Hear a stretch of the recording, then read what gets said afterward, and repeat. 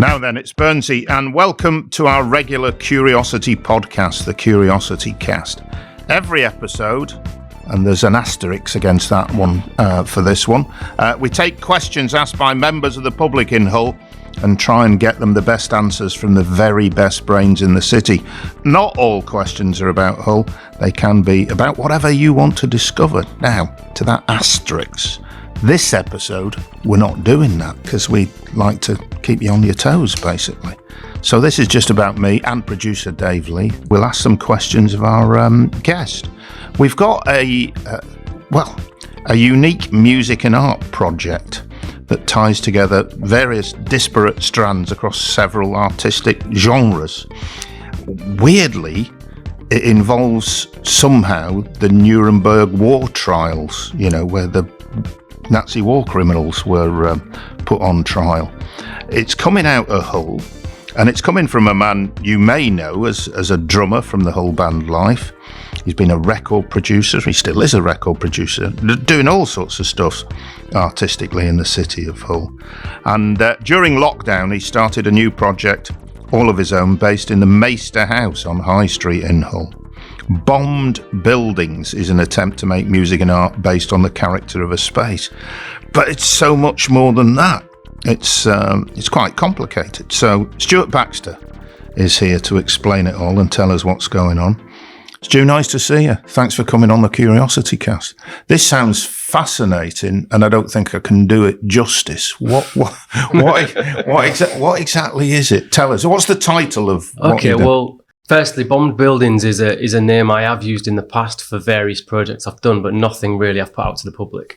And it's something that I've never really thought too much about because it's something that means something to me personally, which is a real visceral moment when I was a kid when I lived on Wellstead Street and half of the street got wiped out for redevelopment.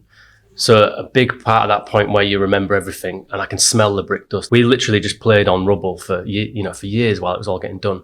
So it's a real moment, and I think that it was called Bomb Buildings, it was called Bommies. We'd say, we're off to play on Bommies. But that obviously was something carried over from World War II, and it was something carried over from parents or grandparents.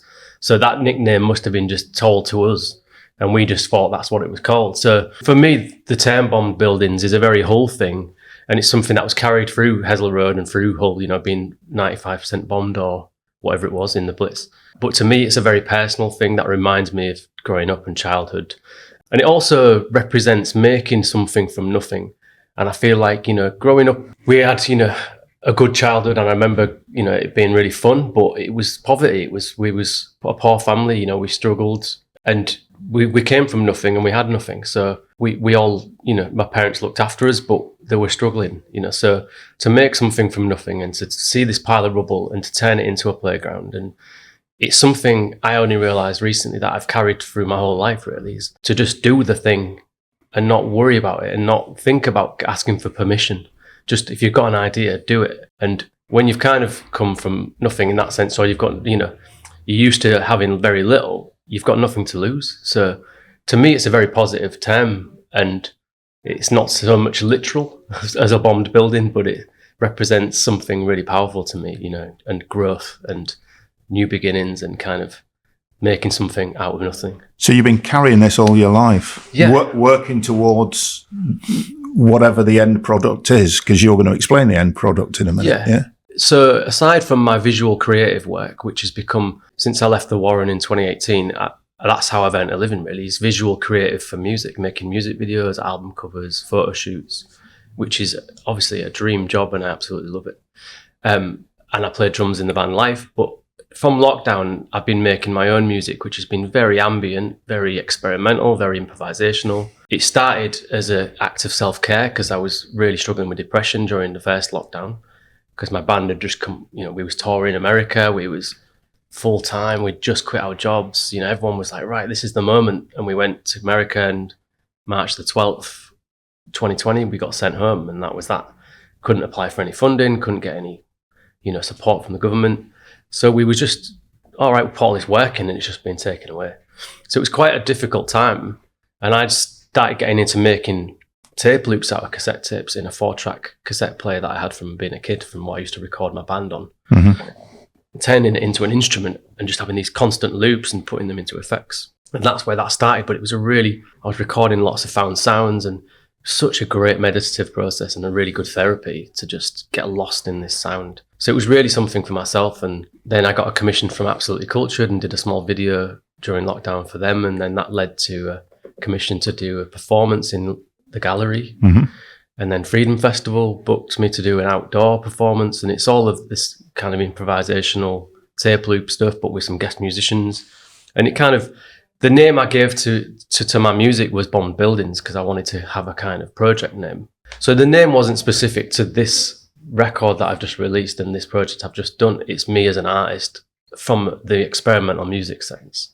So it's an ongoing thing, and it's a name that, it's almost like a pseudonym that I use to make that kind of music. And the project we've just done was called House. So, it's a record by Bombed Buildings, which is me and my project and my collaborators.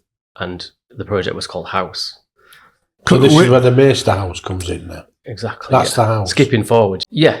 The name House, I don't know if we skip to the end here a bit, but we can work backwards, can't we? Yeah. Well, we can work backwards, sideways, and all sorts of directions on the CuriosityCast, as we find on nearly every episode. So Dan Thompson, who took over Maester House from the National Trust, around lockdown times, he was looking for a home for eclectic music, which is used to be Culture Music, which is a community orchestra and music school in Hull, all set up by Dan as a sort of private thing. Really, it's not funded by anything.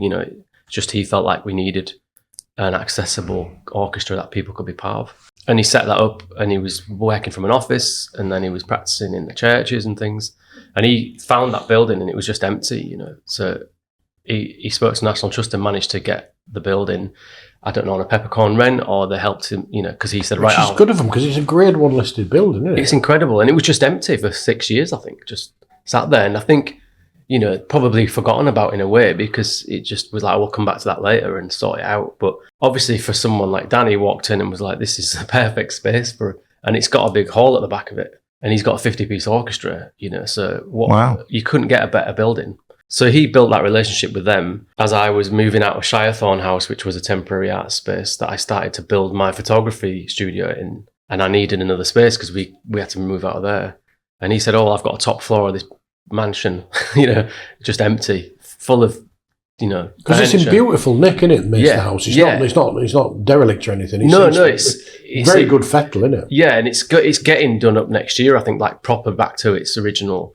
So it's it's all cracks and it's not, but it's a livable space and it's beautiful. So he got in there and he let me move into the top, and he was really supportive of just like, look, just move in, pay me what you can afford. And that's how that started. And I kind of took up residency at the top of this 2-story, 3-story hall, staircase. I don't know if you've been in there, but it's incredible. So I walked in and I was like, I've been in Hull my life and I've never knew this building was here. Mm-hmm. And you walk in and it's just a big Georgian staircase, like winding up, 3 stories, big balcony at the top. And he was like, you can have the top floor. And I was like, this is insane. It's just, but I suppose, so I went in there and started running my business from there and doing photo shoots in there. But then I was going into this stairwell and just putting a guitar amp in there and recording vocals in there and getting this 10-second reverb and just thinking, this is just such a space. And Dan had come in on a Monday night and perform with his orchestra in the practice space in the hall, and you'd hear it come up this stairwell and just so grand. Yeah. So that's when I started experimenting in the space with sound and thinking, if I record stuff in here, how does it sound? How does the space make it sound, and how do I react to the space? And it was about 2 years ago, me and Mark Slater from the university, he's been a really close collaborator on this and helping me with a lot of the production support and equipment. We went in the stairwell and we set up some cassette tape loops, some speakers. I got my guitar and an amp, and we put microphones all over the space, like up on the next floor and down on the bottom floor. And we just pressed record and just experimented for about 12 minutes. And I was like, oh, that sounded great. That's cool, that. And then just kind of forgot about it. And about 6 months later, I listened to this 12-minute recording and it just made me cry. I just started crying. I was like, it was so overwhelming. And I didn't really know why. But it was just like I'd heard something that I'd never heard before. And I think the thing is, when you're improvising music, obviously you don't get sick of hearing it. You don't really know what it is. And you don't know where it comes from. So it's the first time I've ever felt like a vessel just going. So it was like purging something. at the time I didn't realise it. 6 months later, it brought back loads of memories it brought back periods in my life where I've been depressed or come out of depression, or it brought back being a kid, and the one moment it took me to was, the working title of this piece of music was originally Dog in the Back of a Ford Cortina Estate.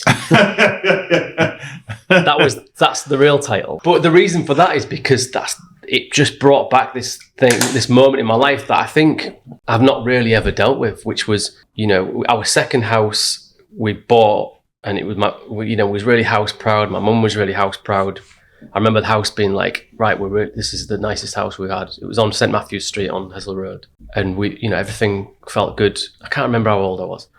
And one day we just got a knock on the door, and this guy said, "You've got an hour. Take what you can get, and the rest is ours. Like, you're out." It transpired my mum had got into loads of financial problems, loads of debt. We didn't know about it, and the house got repossessed basically. So I just have this memory of the car being full of suitcases and whatever we shoved in it, and my dad just shoving our dog on top of the suitcases in the back of this Ford Cortina Estate, and that's where that title came from. And it just brought back all of this. So we was made homeless, and we just had to drive around and try and find somewhere to live and somewhere to rent. And we didn't end up on the streets. We lived in the car for a night or something, and then found a rentage the next day but then after that, nothing was ever the same. With the next house, what we found, we didn't have enough bedrooms. So, my mum and dad had to put a curtain in their bedroom so my sister could have a bed behind the curtain, and things. And so we went from this sort of feeling quite secure to just all getting ripped apart. And I think that's had such an impact on my life. And even the way I feel now about feeling safe and secure and what I'm doing. But that's what the music brought back. And it was just so powerful. It just really visceral, So even now it just fills me with emotion when I listen to it. So that was it really. And I didn't know what to do with it. But then the next phase was that Dan said, well, why don't you bring it to the orchestra? Why don't you see what we can do? And 4 members of the orchestra ended up a quartet, which was Simon Nelligan, Steph Noble, Trish Ringrose, and Danny Thompson himself. Bass clarinet, French horn, violin, and cello. I played it to them in a room, and they said, look, we've only played generally with notation and reading music. We don't improvise. We're very, it's not our comfort zone. You need to tell us what to do. And I said, well, I also don't conduct, and I've never worked with orchestral players, so we're in the same boat here. Let's see what happens.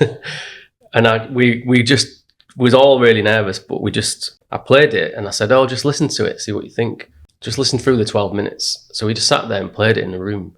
And without saying anything, they all just started playing and reacting to it. And I kind of hoped that would happen, but they didn't even know that was going to happen, And then they just started playing like notes over the top of it and I said, look, you can improvise. You are improvisers, you just didn't know it. And I was just like, such a big moment to hear that. I've always wanted to play with orchestral players. Were you recording? I hope we were recording. Yeah, we were recording, yeah. Great, yeah. But what we did was we booked another session to actually record it properly.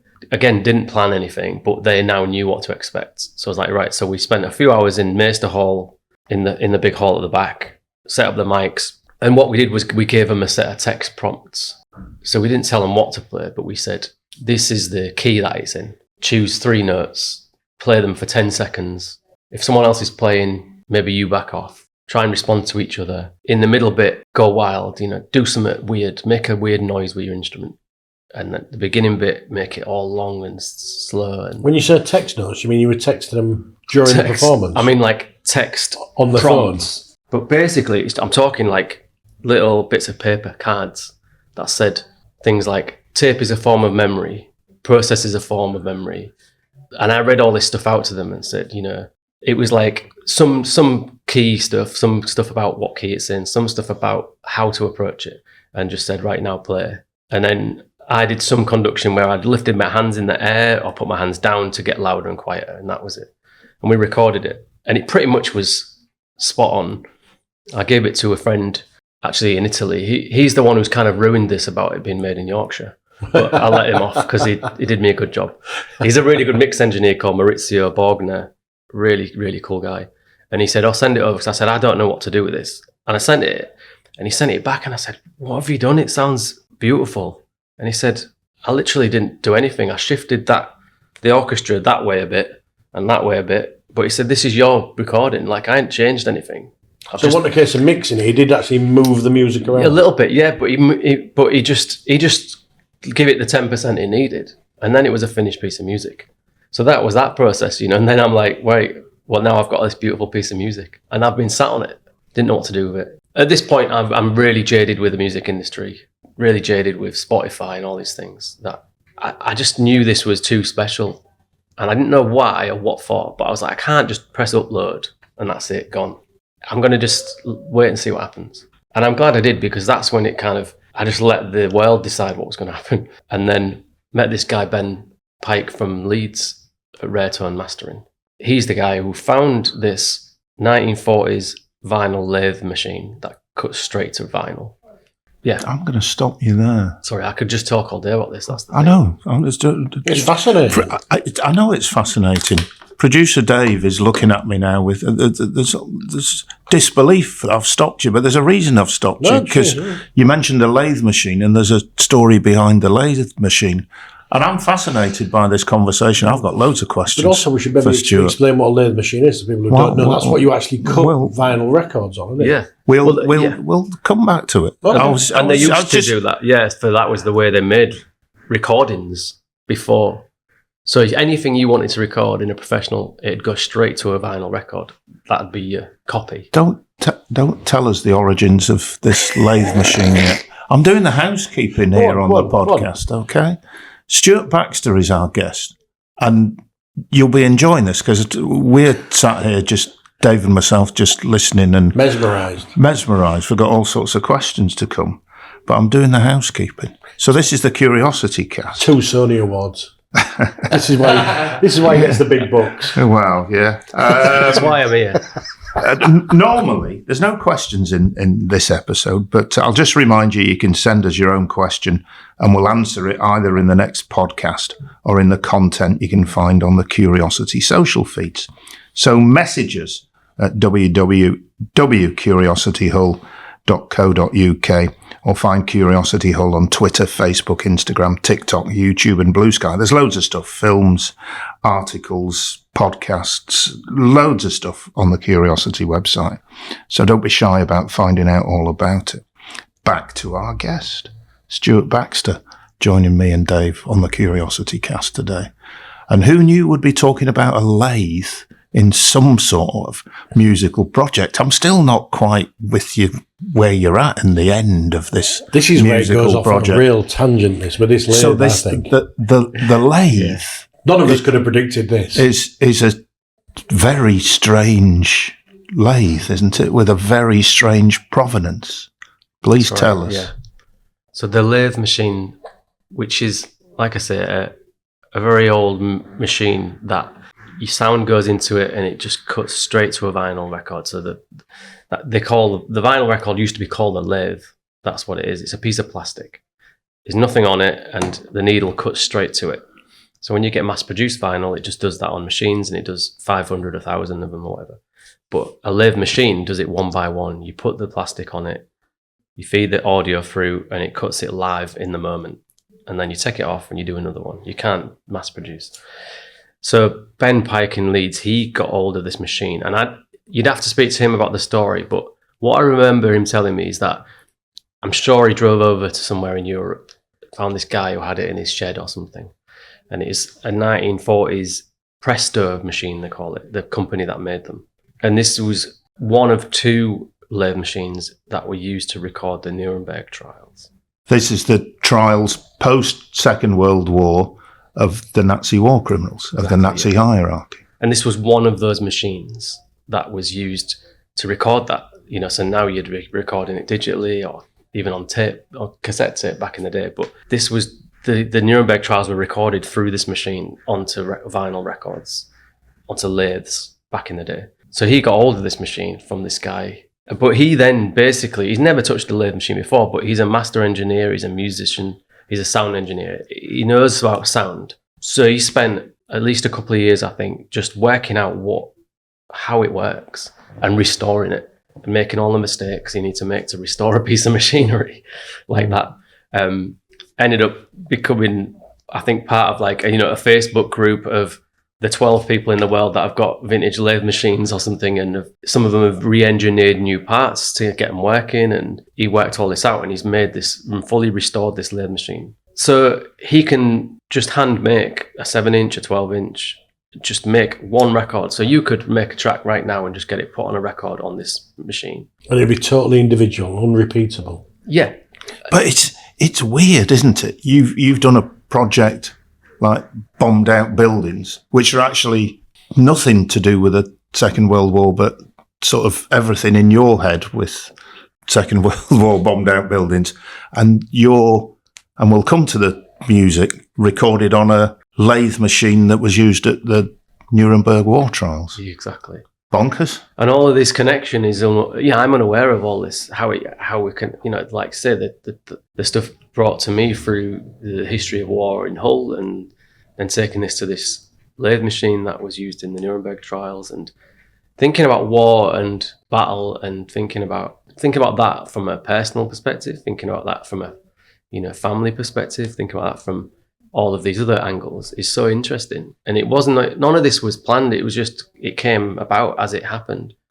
But what that process did to me when I found out he could do that and he had this machine got me really excited about releasing music, because I thought, this is what I want to do. I want to make a very limited amount of records for a very limited amount of people in a small community in Hull, and just celebrate a piece of art and make it a real piece of art. And I was like, I don't know how I'm going to do this, but I want people to see this as an art edition, not as a record. It's like, if you went to a gallery and there was 20 pieces of art, I want people to see it like that, Not it's just like there was a rap band a few years ago made one copy of an album, didn't he, and sold it. Was it Wu-Tang Clan? Wu-Tang Clan, and sold it for so many million, didn't they? And that guy had the only copy of that album. Yeah. It's not that, but it's along those lines. But the record itself is the art. Yeah, and what made it interesting for me is what Ben said. He said he's cutting 27 inches for a punk band in Leeds, and they're, just because they want 20 and they can't afford 500 or whatever. Obviously, it's more expensive because you're doing one at a time, but you can get a small amount done.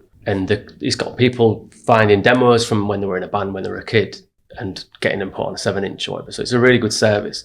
But he said what people are not realising is the opportunity to make each one unique.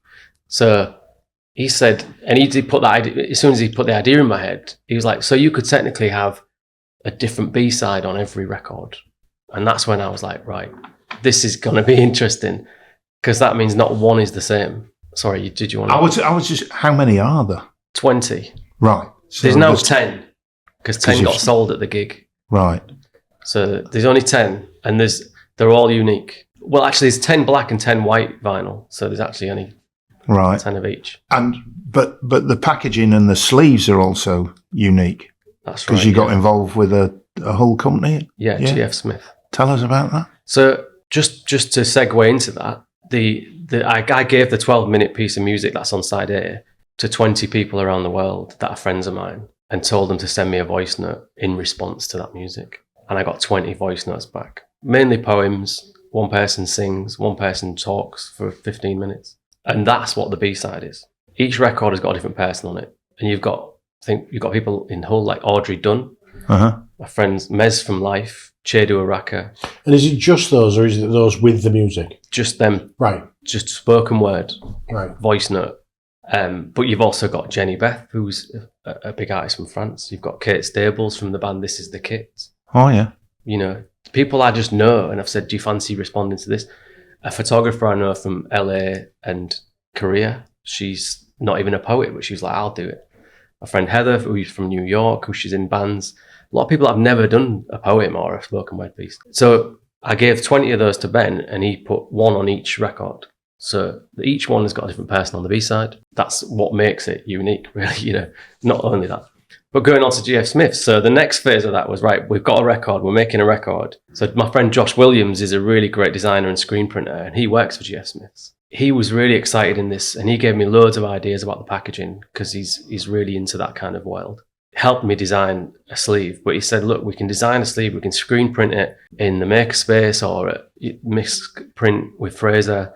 We can do it ourselves. We can get paper made in Hull from GF Smith. They can cut the sleeves as flat pack, and then we can seal them ourselves and print them.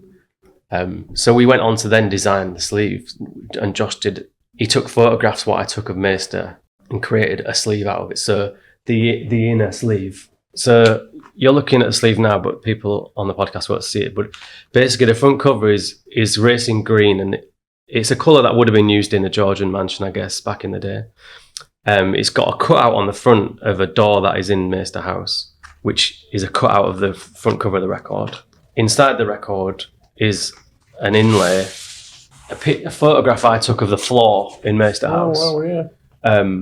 It's actually a damaged floor when you walk in. There's a big hole in the floor like that. So that's become the inlay, and that's been hand screen printed. All of this has been hand screen printed. The sleeve that holds the record itself has got a picture of a hook that holds the door, and the line underneath the hook is where the hook swings, and it's created a big delve in the wood in the wall. So it's like all this stuff's probably going to get fixed at some point. So it's been really good capturing the building in its current form.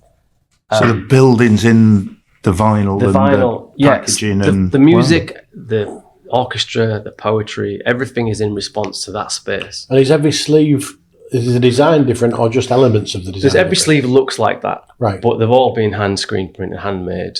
They've all got a lettering that is unique. It tells you the number of the record and the person that's on the B side, and then it tells you a bit about the record. And then it also has an envelope in it. In there, it has the original text score prompts that I gave to the orchestra. It has a unique Polaroid of the building, and it has a printed sew-on patch of a logo of the label that I've set up to release it. So it's the exact opposite of Spotify and streaming. Exactly. It couldn't be more opposite. Yeah. The only thing that's the same is it contains music. Exactly. But one's a digital file that people get for nothing, and that, whatever it costs, is an artwork on every single level. And it's a 2-year project, you know. And I was really struggling because I come from the punk scene, I come from DIY community, and I've never been an artist that's had a gallery to sell stuff. I'm a photographer, I do all these things, but I've never really sold work. And I was thinking, how do I get this to be valued, and what's it worth? And people were saying, look, this is a piece of art, it's not a 20 quid record, you know. And some people were advising me to sell it for like, you know, hundreds of pounds. And I said, well, you know, I need to find a reason of why I've sold it for that much. And what I ended up doing is deciding to sell it for £143.88. Go on, right? There must be a great reason for that amount. The reason being, that is the exact price of a 12-year subscription to Spotify. Oh, wonderful. So there you go. Yeah, Very good. For me, that was kind of a funny way to sell it as well. To go, look, you can cancel your Spotify subscription tomorrow, buy a real piece of art, and it was just a reason to have a price on it. No, but also, I wanted to put a good price on it because I thought this is a unique item. There's 20 in the world, and we sold 10 on the night. You know, so for me to be able to do a performance of an improvised piece of music in a space no one's been in a building people don't use, and sell a record people are not used to paying for, like a piece of art. We should say this happened last week, didn't it? Yeah, on Tuesday as part of Unthinkable Festival. But to do all of that and for it to work in a city like Hull is really a proud moment, I think, to be able to... I've just thought, this might not work. And people said to me, yeah, you're not going to sell them, you're not going to do that, you know, people aren't going to want it. But for me, the reason it worked is because I told this story. A young filmmaker called James Cooper, who I've been mentoring, I gave him... So every process over the last 2 years, because I'm an archivist, I got a camera out, I filmed it, I took photos. I didn't put it in Dropbox, left it. I gave James Cooper all of that footage and said, can you just make something? And he made this really cool, abstract kind of arty film about this process. And we showed that on the night before we performed it. And I think that's when people were like, okay, I'm going to buy one of these records because this feels too special. You know? It's brilliant. It's amazing. It's becoming obvious to Dave and myself that this is never going to fit on one CuriosityCast. So Dave's made a big executive decision, and we're going to split it in 2. So there will be 2 episodes with Stewart Baxter. Just so you know, so you can relax, because I can feel the tension in the room from me and Dave thinking, we'll never get all this in. So we've still got questions. So this is episode 1, and there will be an episode 2 with Stewart Baxter.